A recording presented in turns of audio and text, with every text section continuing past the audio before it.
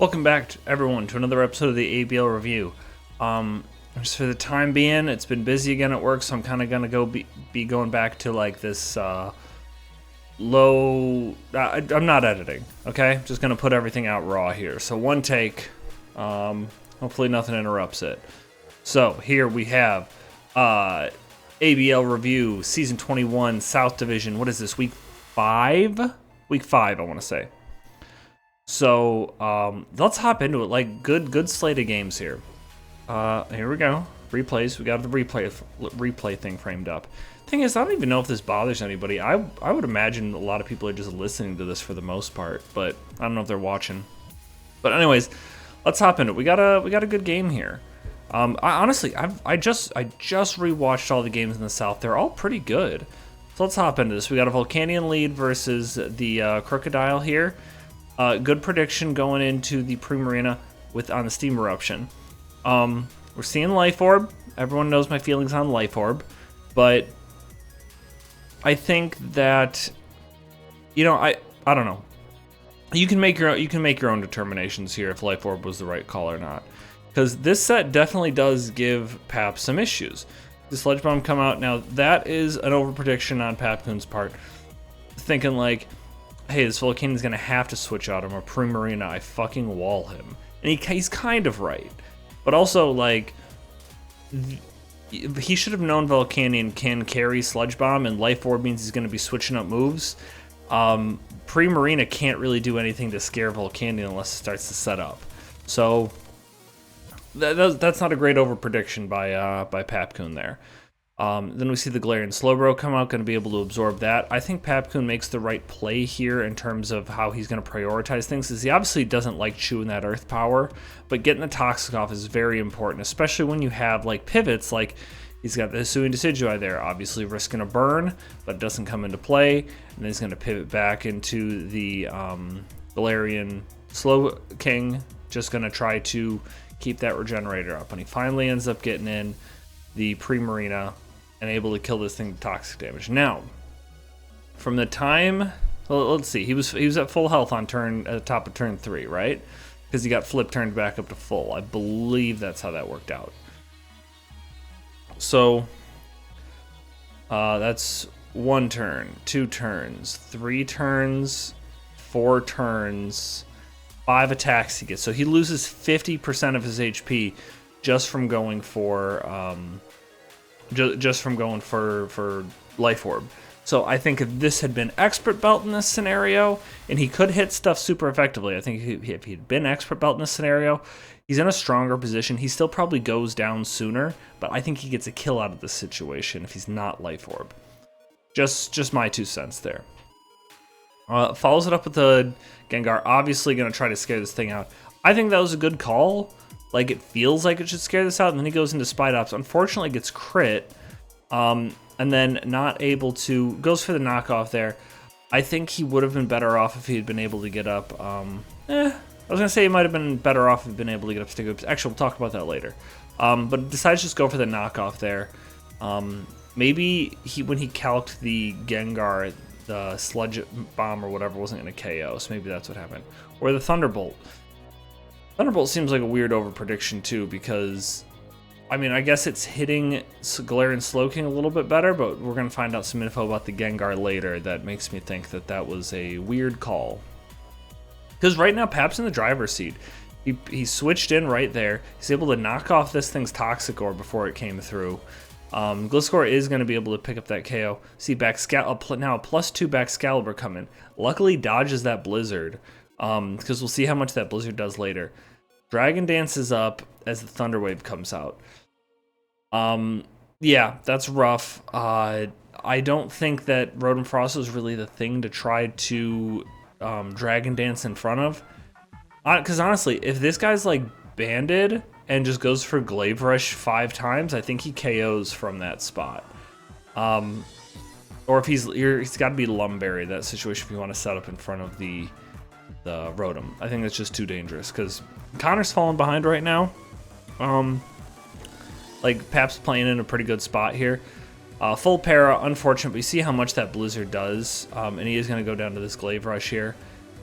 I'm also curious about this because this was a +3 speed paralyzed Baxcalibur, which, if my math is right, I mean, it could have been, actually, it might have been adamant, because I think a jolly Baxcalibur with +3 speed, even paralyzed, probably outspeeds the Cinderace.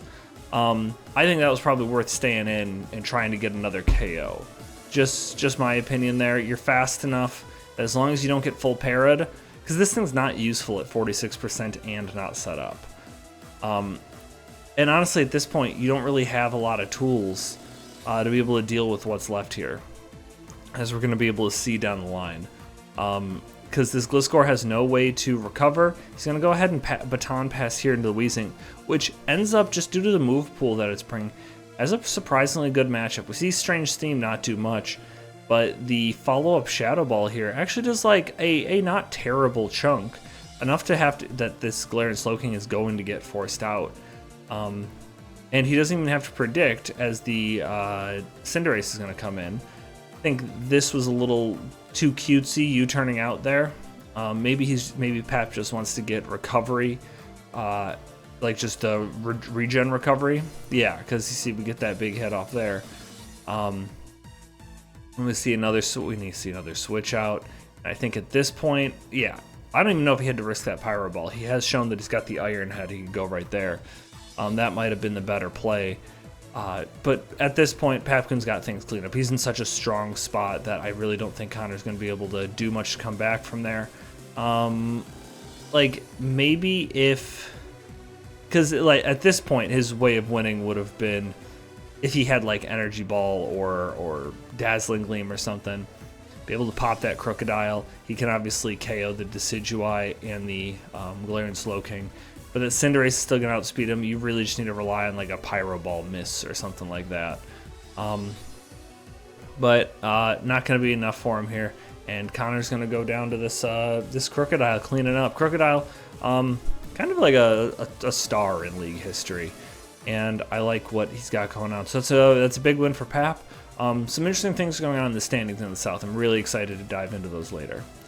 But now we can go on to our next game, which we've got Tyler taking on Darren. Both guys doing pretty well this season. So let's see how this goes. Darren's got some weird plays in here, but I also like a lot of stuff he's going on. So we see the spikes go up early. And we also see that this is not Heavy Duty Boots Houndoom, which is kind of a big deal. You see the Mudsdale come out here. Good switch into Hitmonchan, but this is obviously going to invite that Skarmory back in. Kind of awkward seeing a shiny Skarmory versus Tyler. We know that is a big thing for him. So, game plan is revealed pretty early on here. We're seeing spikes getting stacked up, and we're seeing phasing. That's good against this team because there's no hazard clearing here. Every switch that Darren is able to force is free damage, and especially if he's able to force a switch on a turn he whirlwinds, it's even better. It's even more damage in bad matchups, which leads to more switches. See the Tinglu come in, smart switch in here. That's going to be another opportunity for him to get up more hazards. Liquidation's going to come out. I don't know if I would have let him take that damage here. But he's still in a pretty decent spot. I think he could have afforded to go back into Skarmory and gotten more hazards up. Kept this game plan going here. But we are going to see that the game plan is going to start to fall apart. I want to point something out here. So something that's we're foreshadowing. Longtime fans of the podcast will know that we love to foreshadow here. So on turn 9, we have we can skip back, right? Yeah. So here's this situation. We just whirlwinded Goldengo in. Goldengo we've seen really can't take on this Tinglu, but he's going to try to anyway. He's going to throw off this Make It Rain as the Ruination comes out. It's on low HP.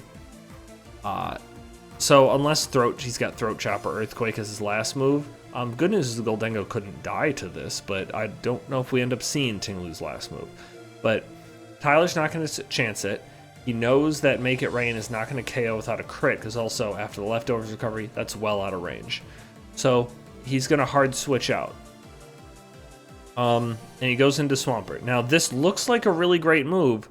going for the Whirlwind right here. It's a like solid prediction because we know it has to be a prediction because you wouldn't have stayed in and Whirlwinded Goldengo because it has good as gold, which would make it immune to Whirlwind, right? Right. So let's continue on. But we see this spike stacking and phasing. And we see that plane continue here as we see more spikes go up. I think this is just a really good game plan here by Darren. You see what it's doing here. He's able to even get recovery here. There's not a lot of threat. Like, Tyler has to find an opportunity to get in Houndoom versus this. That's all he can really do. See the flip turn come out. Piloswin's going to take a ton of damage on switch in. Go for the Ice Shard, which does little to no damage. Even more opportunity for Skarmory to set back up. Body Press gets the KO. I'm actually surprised at how much that did. This is a crazy call to see Meowscarada come out, because Meowscarada, there is no Meowscarada in the known universe that can KO a Skarmory, let alone him from full, but also through Sturdy. I think that's a fair thing to note. Hang on. But maybe just wants to, maybe it's worth it to him to just get rid of the leftovers. I don't think it is, but now we see that Houndoom come out. Houndoom's what he should have been trying to get out here. It's got a decent matchup versus what's left here, so let's get into it. See the Hitmonchan come out, which we saw come out before. Flamethrower is going to come out, and doesn't get the burn, which I think what he would have wanted to have happen.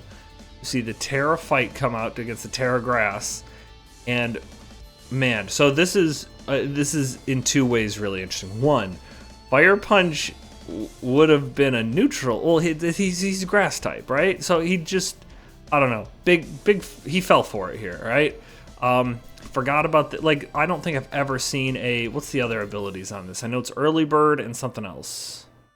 Early Bird and I want to say like Unnerve or something. Unnerve you would have seen because it would have popped. Early Bird, no one's gonna run Early Bird. Big miscue by Darren here, which honestly kind of gives him a way back. See the Flamethrower come out. That's not really going to do much here. Flare Blitzes again. I don't know what Darren's thinking. He just saw it and he decided to Flare Blitz again. Crazy call. This time he's going to bring in the Skarmory on the Terra Blast. Doesn't want to get caught up there. Flamethrower comes out. Big damage. That's a resist and a crit. And he gets the burn. And he's Flash Fire. That's doing a ton of damage. See another Flamethrower come out. Not going to be enough to pick up the KO, but now we see him get a Flame Orb tricked onto it.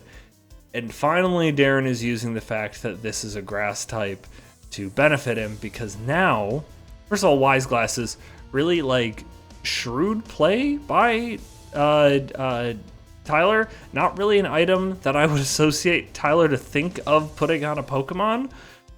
So good for him there. I really like seeing that. I might have mentioned Wise Glasses or Muscle Band in a recent podcast, so I'm going to take partial credit. But now we see this burned Houndoom because he got a Flame Ward tricked onto him. Kind of a cool thing. And it is going to slowly whittle down the Houndoom. Right here, Darren does a smart thing by scouting for Sucker Punch. He doesn't want to get caught up there. And even getting off another Intimidate just in case. But a Dark Pulse comes out that is just going to KO the Hisuian Arcanine. Worth it to get that information and whittle him down a little bit more, because now we're going to get this very safe U-turn from Dragapult to KO the Blue Hawaiian Houndoom. This Goldengo is now on very little HP. Doesn't have a, like, I think it could probably two-hit Ting-Lu with the good, what's it called? Make It Rain from this range. But he's going to have a hard time. He's got nothing that's going to be able to outspeed and KO that Dragapult. I don't think he has any win conditions here, really. But he's going to go for it. And we do see the Ting-Lu come out as the Dazzling Gleam comes out. Great call to go for the Dazzling Gleam there. Good catch. You caught the Ting-Lu. Now you're going to be able to follow it up with another Dazzling Gleam to be able to KO this, right? He goes for Shadow Ball, only does 10%. You could have calculated that and figured it out. I refuse to believe that was like a 12, like this was a super low roll or something. So don't like that play from Tyler, but followed that up with a also not very good play. So we do see the Whirlwind immunity come out here. Darren's just out here playing Gen 2 before stuff had like abilities. Just like, oh yeah, I'll just get up my spikes and I'll just go ahead and Whirlwind stuff, and because nothing has abilities or anything, so it's fine. You know, silly move by Darren. But at this point, it doesn't really matter because I don't really think there's a way for him to lose this. You see the Dragapult come out, get a KO. It's going to be able to kind of pick off everything at this range because of those hazards. So I'm not going to give him too hard a time because it was the right game plan, but he made some big missteps that like left a big opening for Tyler to potentially swoop in on there. I think we can move on to our next game after that. So here we have Zane versus Ishii, also known as Michael. But maybe I'm going to start calling him Ishii because like we might have pointed out recently, there's too many Mikes, right? We got Michael Papcoon, we got Mike, the other Mike, and then we got Ishii, who's also Michael. So I actually don't know other Mike's name. You know, I just always Mike, right? With the Southside Squirtles. Anyways, let's get into the game here. So yeah, let's just hop into it because this is a crazy one. So see Glamora hard switch out as walking weight comes in. Unfortunately gets Scald Burned there, but that doesn't matter too much. We see Draco Meteor do not a great amount. I think we would have liked to see a flip turn out here or some way to like, I don't know, set up and get past this. I don't really think it's an option. This wasn't the spot to be in, but Zane was prepared for it because he pulls out one of my all-time favorite moves. We see the Mirror Coat come out, get a clean KO on a Walking Lake. Counter, Mirror Coat, those are my favorite moves along with like Pursuit, which is no longer in the game. So I guess this might now be my default favorite moves. I like Counter a little bit better because I just remember running Counter Blissey back in the day. Luxray is going to come out, obviously try to scare this thing away. Trailblaze is kind of an aggressive play, but I think it's not a bad call here because you're not going to get caught up in the Iron Treads. I think that's pretty good.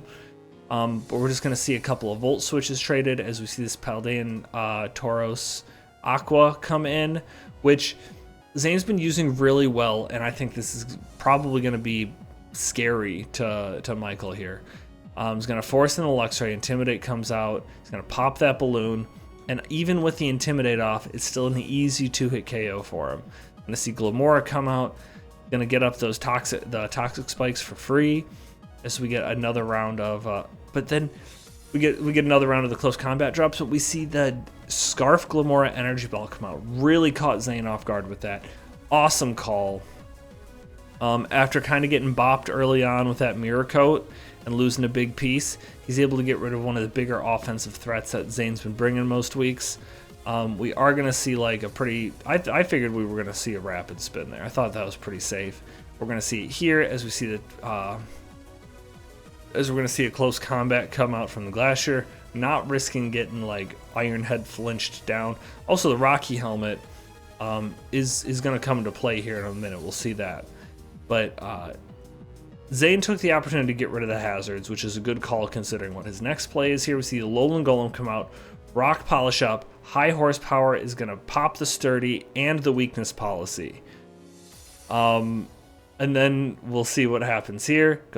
Terra's Electric goes for Supercell Slam, which is very strong. And he had to go for Supercell Slam because he couldn't really go for like, what, you know, in the past would have been Wild Charge. Thunder Punch would have been like okay, but too strong, or like not strong enough necessarily.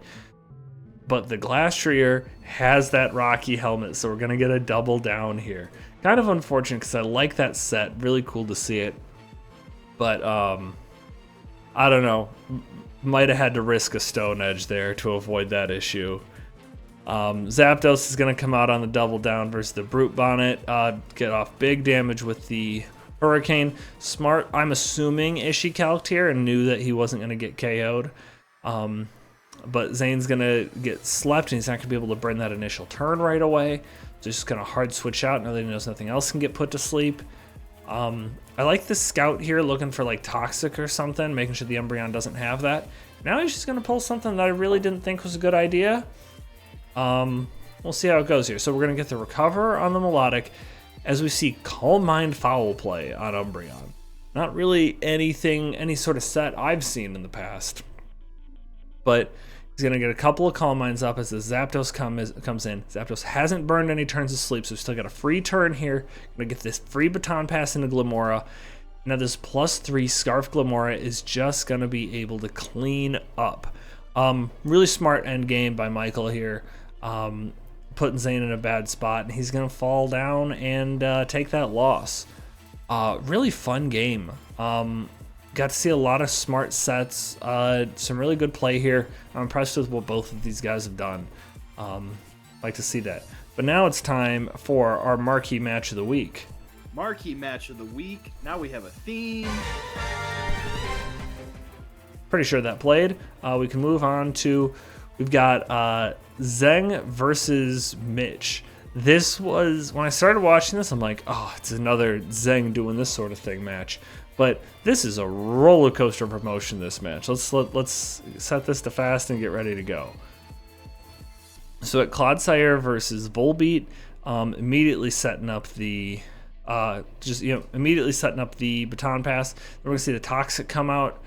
I think it's not the best play to have that happen because you knew Iron Crown could be a possibility, but also I don't hate it because if it goes into anything else, you're gonna get the Toxic off. That's very important. So he unfortunately gets burned there. We're gonna see the Agility go off as the Earthquake comes out, not able to get the KO even with a crit. And we see the Weakness Policy pop. We now have a +5 special attack Iron Crown with the +2 speed boost. +2 attack boost is only going to boost that stored power even stronger. So I think that's 20 points per boost, if I remember correctly, on the base power for stored power. So that is 180 plus I think it's 40 as a base. So that is a 220 base power stab move coming off a +5 attack right now. It's going to get scary for everyone involved. Stored power is going to come out, clean KO there. Whimscott's going to come out, put up the Tailwind, and the stored power goes there.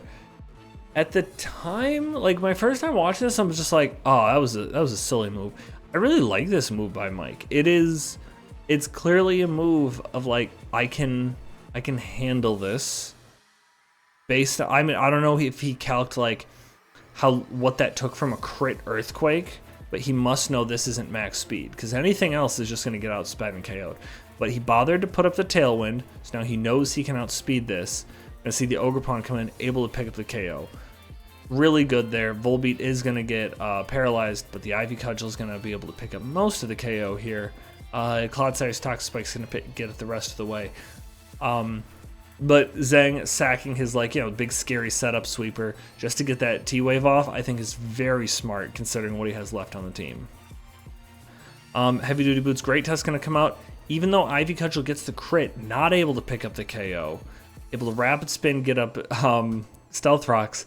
This is like, you don't usually see Great Tusk just being a pawn, but it did exactly what it needed to do.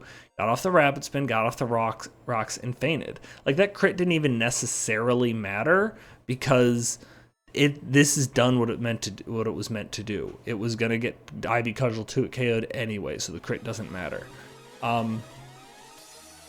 So now any potential Focus Sashes are broken on this team because there's no way for him to remove hazards now. Drifblim's gonna come out, and the Strength Sap there was just enough to keep him alive. Now he's got the Unburden boost, so he's faster. He's going to be able to keep Strength Sapping.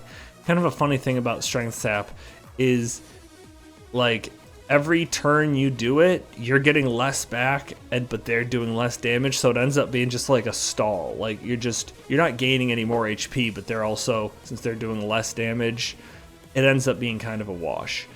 But now we're going to see the Ursaluna Blood Moon come in.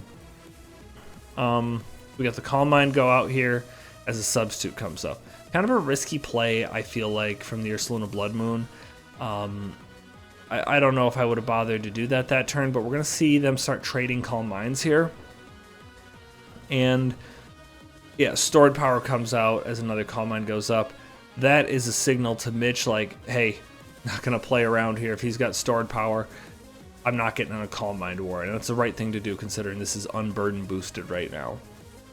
And he's just gonna, so he's gonna take that Sword Power, not too bad. He's gonna go for that Blood Moon, get the clean KO. That's a +2/+2. It's a neutral hit. I wasn't fully expecting that to do 66%. Like, Drifblim has a lot of HP, not a terrible special defense. Or maybe I just think it's more SPDF because of the boosts or whatever, but that was a surprising amount of damage to me. Okay, sorry, I need a good drink. Here we go. Indeed, he's gonna come in. Smart move going for the trick there.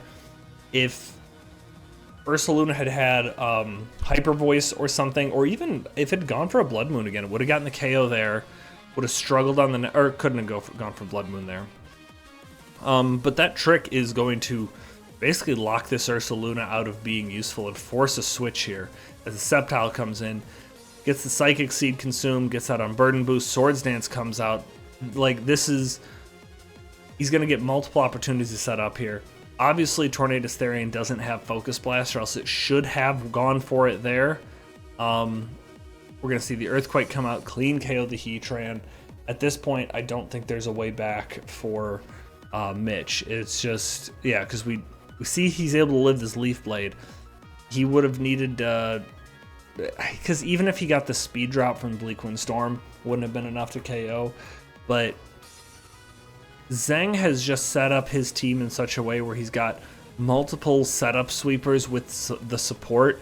Like, it's really volatile, because if one of these dominoes falls on his team, if his terrain gets overwritten, or somebody's got a, like, you know, somebody's got a Prankster T-Wave or something to take out one of his sweepers, he could potentially really fall apart. But, you know, you just have enough.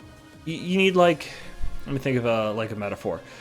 Everyone here, I assume, has played Halo, like, biggest game in the world for a while. They only gave you, like, you know, 3 shots and a rocket launcher in that game. But as long as you used them in the right situations, that's all you needed. Like, 3 shots of the rocket launcher is going to get you, you know, potentially even more than 3 KOs. And if you're playing one-on-one, that's potentially all you need to really kind of set your opponent back a little bit. Played a lot of one-on-one Halo back in the day, because I didn't have internet. But that's going to wrap up what's going on in the South. Let's take a look. We actually had quite a few ad drops this time. So, Zane shaking up his team a little. Zane's shaking up his team a little bit. Where is he? Oh, Chicago, right here. Okay. Ooh, let me. Yeah. So, shaking up his team quite a bit, right? So, we've got him dropping Milotic, Alolan Golem, and Arboliva, to picking up Ogerpon Cornerstone, Tatsugiri, and Morgrem. Tatsugiri is going to give him another spinner, and it still gives him like a water type and a decent special attack or stuff he's losing in Milotic and Arboliva, but also water immunity is good. Did he not have... Yeah, he didn't have a dragon type before. Tatsugiri is pretty good for that. And I think, like, Tatsugiri is one of those Pokemon on paper. It should be so good. It's pretty strong. Got a decent speed. Got ways to boost that speed. It feels like it should be better than it is. Ogerpon Cornerstone, I think, is kind of undervalued. Got 100% accurate rock type moves, sturdy, so that way it's also a reliable hazard setter. So I like what he's done here with the team. Morgrem's not anything to like be totally like dismissive of too, because it does get like prankster screens, which can come into play with a team like his. So kind of interested to see if that ends up coming into play at all. We're also going to see Zheng. Zheng also made some changes. Oh wait, I put SAC. He's not SAC anymore. Oh geez. Okay. Whoops. I put SAC just out of habit, and he's MIN. You're gonna see some live edits here. Whoops, that is carryover. That's embarrassing, guys.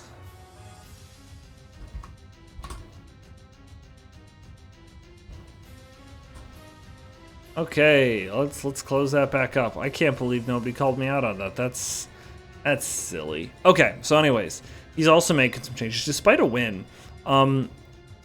Did this not update? There we go. So he's dropping Great Tusk to get Iron Boulder, Raging Bolt to get Hisuian Samurott, and Garganackle to pick up Scyther and Combusken. This to me reeks of I want more shenanigans. Iron Boulder, another Pokemon that is like a potential setup and win sort of thing with booster energy and Quark Drive, that sort of stuff. Like he gets the Swords Dance up, and if he's faster, he can just clean up late game potentially. If there's no priority, which he can also facilitate due to the fact that he's indeed a female and the psychic terrain. So I think that's good. Hisuian Samurott is just kind of a easy peasy way for him to get up hazards early in the game, assuming he doesn't miss with what's that move called? Ceaseless Edge, which can be here or there. Combusken also, it's got speed boost, Swords Dance, and Baton Pass. It can start Baton Pass stuff. Something I want Zhang to watch out for, because I will ding him for this. Let me make sure it's in the rules. Okay, hang on. It'll be embarrassing if it's not. Baton Pass clause 5-3. Players cannot have more than one Pokemon with the move Baton Pass. So he's Baton Pass with Combusken. That means he's not doing it with Volbeat, right, Zhang? Or Drifblim, right, Zhang? Just remember that. Same thing with Scyther. Scyther can also do those things. So this, again, like I said, feels like more shenanigans setup, passing craziness from Zhang. Let's watch out for that. Let's hop over to so looking at the schedule, we're just over halfway through the season. We're still a couple weeks away from trade deadline here in the South. Like I said, they have a little bit of a different schedule. Do we have the standings set up right? We got to fix this dashed line because it's up higher. Let's see if I can do it quickly and elegantly. Bip, bop, bip, bip. There we go. That's the cutoff line. Oh crap. Hang on. But now there's this conditional formatting. Can I just see the rules? Or actually, is this even conditionally formatted? It's gotta be, right?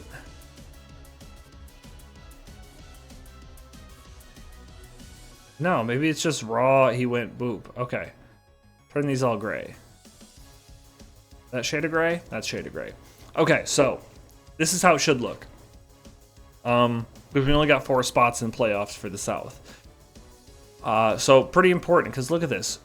3 wins. Top 6 teams all have 3 wins. And honestly, like these guys down here at 1 win and 0 wins, it's not over. There's still 4 weeks left in the season. Everything's so close. So Tyler is only 1 game away from first place. Not really, because he's got the head-to-head tiebreaker loss. But everything's still very close. I guess there's no downside to like not like because you can't get relegated in the South. So it's really just a race to playoffs. But I don't know, really exciting race here. The fact that you can, like, you're one game away from being out of playoffs entirely and being a top seed. So really exciting thing to see in the South. Really excited to see how it plays out. Let's look at what games we have coming up here. Darren versus Zhang, 2 teams that are both in that hunt.